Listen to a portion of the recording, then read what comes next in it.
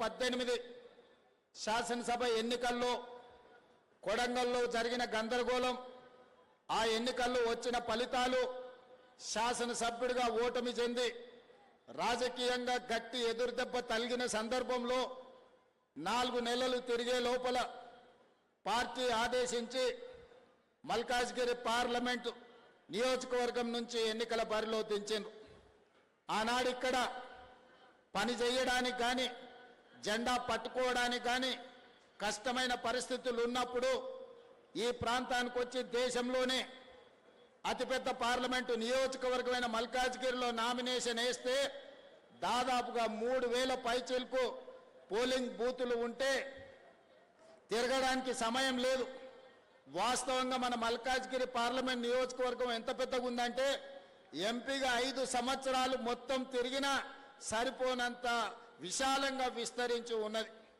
వివిధ జిల్లాలు, వివిధ రాష్ట్రాలు, వివిధ దేశాల నుంచి ఇక్కడ ఉద్యోగ ఉపాధి అవకాశాల కోసం వచ్చి అన్ని రకాల ప్రజలు, అన్ని రకాల ప్రాంతాల వాళ్ళు, భాషలు, ఎన్నో ఆచారాలు ఉన్న ప్రాంతం ఇది. మల్కాజ్గిరి పార్లమెంట్ నియోజకవర్గం అంటే ఒక మినీ భారతదేశం. అలాంటి మినీ భారతదేశంలో పార్లమెంట్ ఎన్నికల్లో పోటీ చేసినప్పుడు 14 రోజుల్లోనే మీరందరూ ఆశీర్వదించి కింద పడిపోయిన నన్ను మళ్ళీ బలంగా నిలబెట్టి పార్లమెంటుకు పంపించిండ్రు. కాబట్టి పార్లమెంటు సభ్యుడిగా అక్కడ నేను చేపట్టిన కార్యక్రమాలను గుర్తించి శ్రీమతి సోనియా గాంధీ గారు నన్ను పిసిసి అధ్యక్షుడిగా నియమించారు. అక్కడి నుంచి తిరిగి చూడకుండా కార్యకర్తల సహకారంతో తెలంగాణ నలుమూలల తిరిగి 4 కోట్ల ప్రజలకు నమ్మకం, విశ్వాసం, ఒక భరోసా కల్పిస్తే ఈనాడు ప్రజాప్రభుత్వం ఏర్పడ్డది.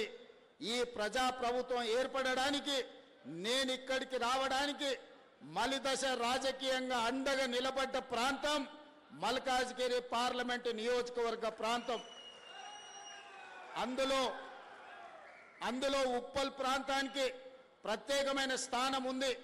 ఆనాడు మహిళా సంఘాలతో ఇక్కడికి వచ్చినప్పుడు ఒక్క పైసా ఆశించకుండా, ఒక్క హామీ తీసుకోకుండా ఆడబిడ్డలందరూ అన్నా మేమే ఇల్లు తిరిగి బొట్టు పెట్టి నీ తరఫున ఓటు అడుగుతాం, నిన్ను గెలిపిస్తాం, నువ్వు గెలిచిన తర్వాత మా ప్రాంత అభివృద్ధి కోసం మాకు సహకరించమని ఆనాడు ఆడబిడ్డలు నన్ను అడిగాను.